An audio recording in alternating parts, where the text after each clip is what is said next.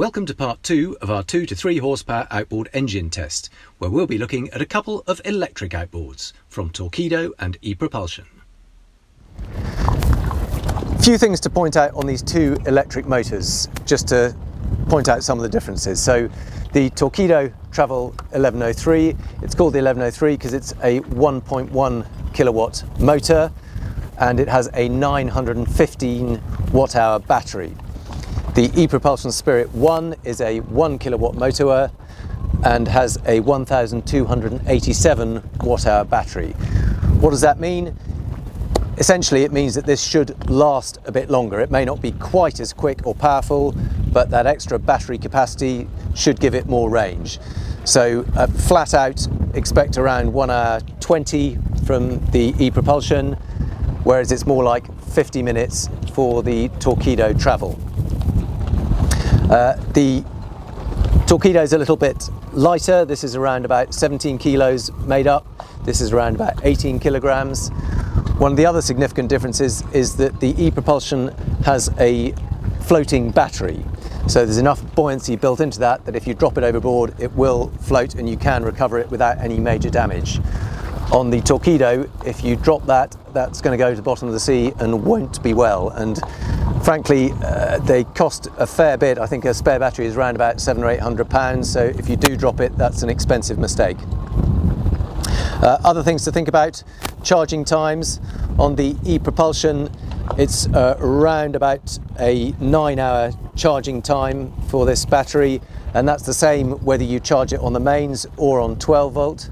For the Torqeedo, it takes a little bit longer to charge, just checking up. So it's an 11-hour charging time on the mains, but if you're charging it off 12 volts, it takes rather longer. It takes about 18 hours. So a few differences in specification, but broadly speaking, very similar designs. They both break down, both very neat and clean. Be interesting to see whether there's much difference in build quality. In terms of warranty, you get a 2-year warranty as standard with a Torqeedo, which you can extend at a cost option. The E-Propulsion comes with a 3-year warranty. So that's the difference in theory, but now we need to go out on the water, test them on the water, see how they both perform. So this is the E-Propulsion Spirit Plus, and we're starting it on the dock so that you can see one of its most important features, and that is the fact that it all breaks up and packs down into a very neat, easy to store package. So the price of this starts at £1,650 for the battery, the charger and the motor itself. And one of the lovely things is that not only does it take up very little space, but you've got no fuel on board. There's nothing to leak out. It's all very clean, very tidy and very compact. In terms of weight, the battery is about 8 kilos and the motor and shaft is about 10 kilos. So altogether 18 kilos, little bit more than the heaviest Yamaha, but because they're in two separate pieces, it's very easy to lift and move around. Now the battery itself will actually float. So if you do accidentally drop it, that's not a problem. It's all watertight.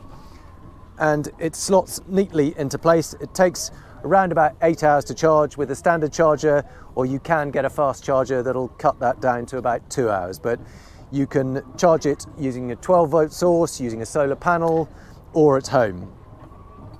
So the other nice thing, because it's in two parts, it's very easy to actually get on the boat. So just lift that up, very nice and light, and can simply lift that onto the transom. You can do this one-handed. I wouldn't risk this with the petrol engine because it's too heavy. But once you're on, literally just one-handed, slide it into place and do up the little clamps. Nice little plastic clamps, very easy to get on. Spin them round, nicely designed, easy to flick round, get a good lock on. There we go, lift that round, spin it into place. That is the magnetic kill cord, so I'm just going to take that off temporarily. Then grab the battery. And now it's got two little carry bits there. There's that side there, and that just locates, that locks into place and that holds it. Then you just link up those two, it just slots in, do up that little nut just to lock it in. There we go. The keel cord magnetic just slots into place. Put the keel cord on, there we go. Put that round my leg. Press the power button. And you've got a little display screen there. Don't know if you can see, but that's giving the time remaining. Each of those bars is 10% of the power. We've already been out testing it, so we've got about 70 or 80% left. And that is the time. So because we're not using any power at all, it's saying 9 hours 59. When we start to go forward, that will gradually reduce. But it does mean you can always see how much time you've got left. So far so good. Let's take it out on the water, see how it performs. So it has a slightly different action to the throttle to move it out the way. You pull it out and just drop it. And then to lift the engine, there's a big lever here, which you just lift up and pull it up. Lock it into place, and again to put it down, just flick that lever up and drops back down into place. Very nice and light, easily balanced and easy to get to. Now the great joy of an electric motor is there is no pull cord. You don't have to sweat away, yanking away, trying to get the damn thing to start. There's no petrol to go off, no nothing.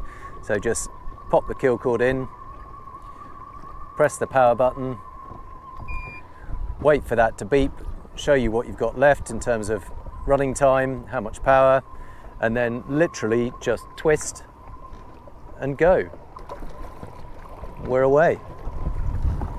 Now how easy is that?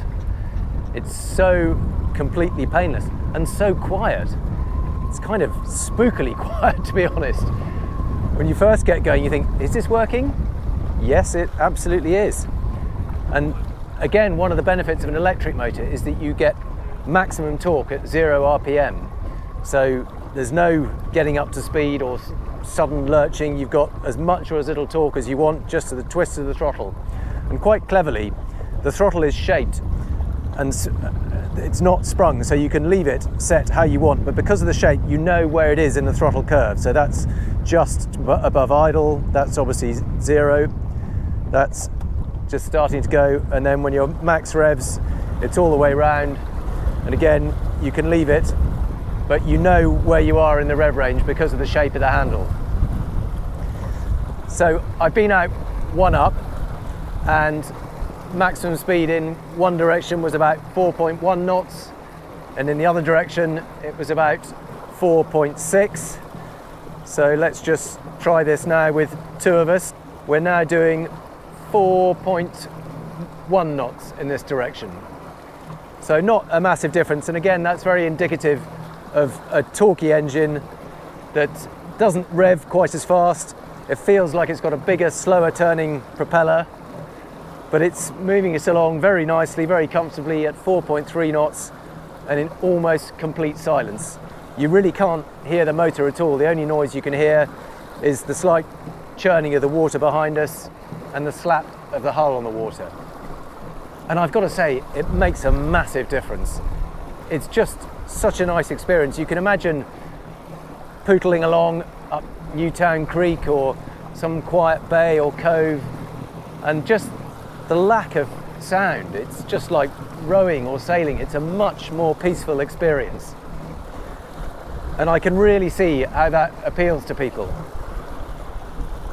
In terms of range, we've got this display here, so I'm now going full revs, and you can see that at this speed we've got 47 minutes left. And realistically, that's probably as much as you're ever going to need. I mean, most of the time you're really just going from the boat into a pontoon or perhaps onto the beach. You don't really go for hours on end. And this is flat out. If I ease off to half throttle, you can see that range is now creeping up. 56 minutes, hour and 3 minutes, hour and a half at this kind of speed. So you can see how much difference it makes, how quickly you go. But realistically, unless you're exploring a long way up a river or something, there's going to be enough range for what you want. Probably you want to charge it every 2 or 3 days. And as with anything electric, what most people do is they always start off with a full charge, whereas with a petrol motor, it doesn't really matter if you've used up half the fuel because you can instantly refuel it. Whereas with electric, you just get into a different mindset, always start with a full battery. And if you really need the extra range, the beauty of having a removable battery is you can just have a second one. So if you keep that fully charged, and then the other one can be charging up while you swap over and use the other one instead. But I have to say, I can see the appeal of something as clean, as quiet, as simple and as low hassle. There's no servicing to do. There's no worrying about which way up to put it. It packs away into a much tighter space. It does make a lot of sense for a tender engine to go electric. One of the other nice things is how maneuverable it is around a marina. You've got so much control. You can have as much or as little throttle as you want. It's very, very gentle. You've got a big tiller, so you've got lots and lots of turning on it. It is quite a long tiller. I guess if you're in a very small tender, it could prove a bit tricky. The other nice thing is, because it's electric, you've automatically got reverse gear. You literally just twist it the other way and you're in reverse. So plenty of control either way, steers nicely in forward and reverse, and lots of easy control. This is the Torquido Travel 1103. Like the E-Propulsion, it's an electric motor. It breaks down into 3 different parts. In total, it's about 17 kilograms. This is 11 kilograms, this is about 6 kilograms, and that's almost nothing. The price of this is £2,019. So similar concept, breaks down so it's nice and easy to lift on. Let me show you how it goes onto the boat. So just lower that gently into the water. That then fastens onto the transom. Nice, easy to spin orange handles.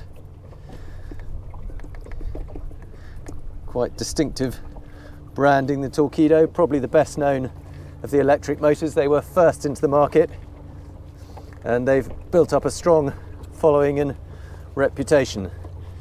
So that's all nicely together. Lean across, grab the battery.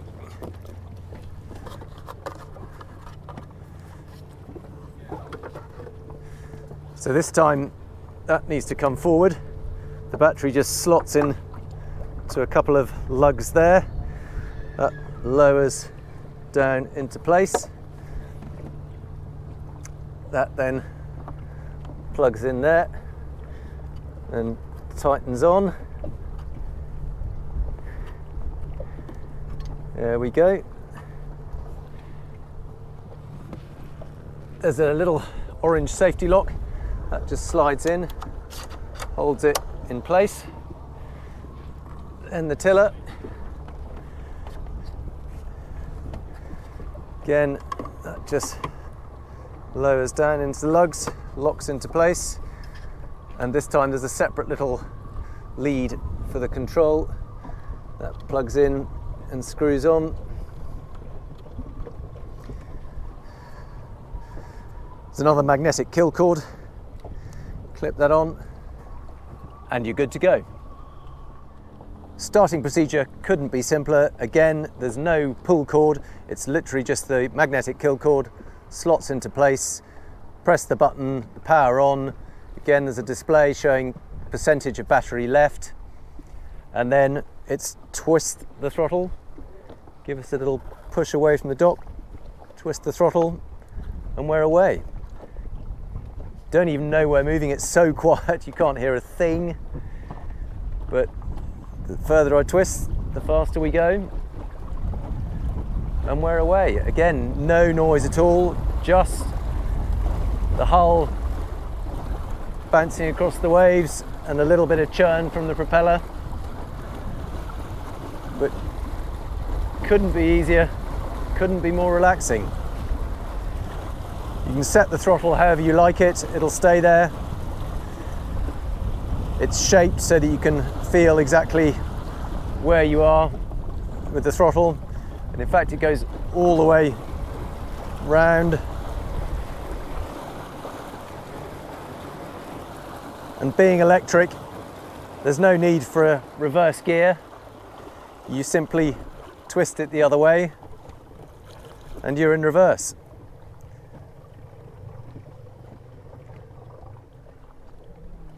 Very quiet, and then back forwards and we're off again. So I've done a speed run on my own. Downriver we were doing 4.1 knots, upriver we were doing 4.6, but now we've got two of us on board. Let's see what she'll do. Okay, let's wind it up.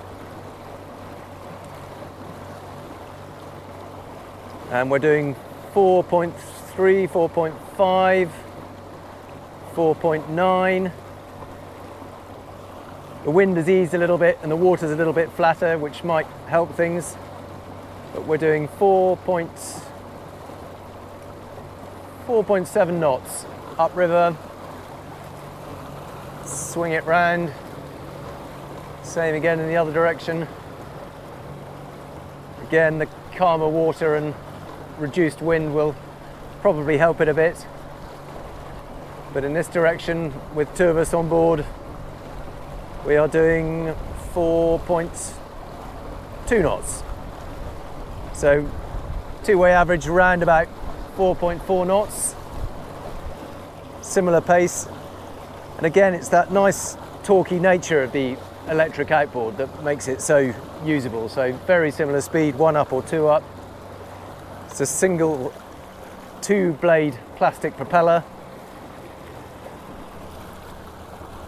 And again, around the marina, it's very controllable because you've got that nice instant torquey response, and you can just take the speed down as low as you like and still got plenty of steerability. The tiller's not quite so long on this Torqeedo as it was on the E-Propulsion Spirit, which makes it a little bit more manageable in a smaller boat.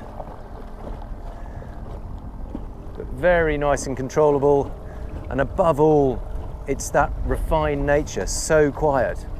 Really is completely negligible at this speed. And because you've got that readout, you've got 52%, and it gives you the amount of watts you're using, the number of miles to empty, 6.3 miles to empty, and the percentage of power. And because you've got that removable battery, of course you can have a second battery if you want to, so that you can just take this one out, slot the new one in, and carry on. Not a lot to choose between this and the E-Propulsion Spirit. They both work in a very similar manner, both equally quiet, both very similar performance. So ultimately it might come down to price or preference for whether you like the floating battery features or how they go together. Very nice, neat, stylish design on this, and been going a little bit longer, so perhaps that might influence things, just knowing that it's a good brand, a good reputation. But in terms of performance, refinement, user friendliness, very similar, nothing between it. To lift it up, you've got the grab handle on the battery, and there's a little lever there. Just lift that up, lift that up, and it locks into place up like that. And the slightly shorter tiller means that it will sit inside the boat and not foul the floor. put it back down again, reach across, find that little lever, lift it up, drop it back down. That has been a really fascinating test. We've gone from one extreme to the other. We've got the very simple, reliable, basic, lightweight Honda. We've got the heavier, more sophisticated, chunkier, water-cooled Yamaha. We've got the affordable Suzuki, equally quiet, water-cooled, nice and light. And then we've got these two electric motors, which really move the game on completely. And we're going to have to go away and crunch all the numbers and work out exactly what the pros and cons are, compare their prices and range and performance. But I have to say that from a personal perspective, I'd be very, very tempted to go electric. They're so clean, so quiet, so easy to use, so easy to handle. Yes, they are more expensive, and range could potentially be an issue just because of the time it takes to recharge rather than the actual range you get from a battery. But for most of the conditions, most of the examples that you're going to use it in, you don't need a massive range. So from my perspective, if you're just using it as a tender to go to and from your boat and a little bit of exploring around the bay, personally, if you can afford the premium, I'd be very tempted to go electric.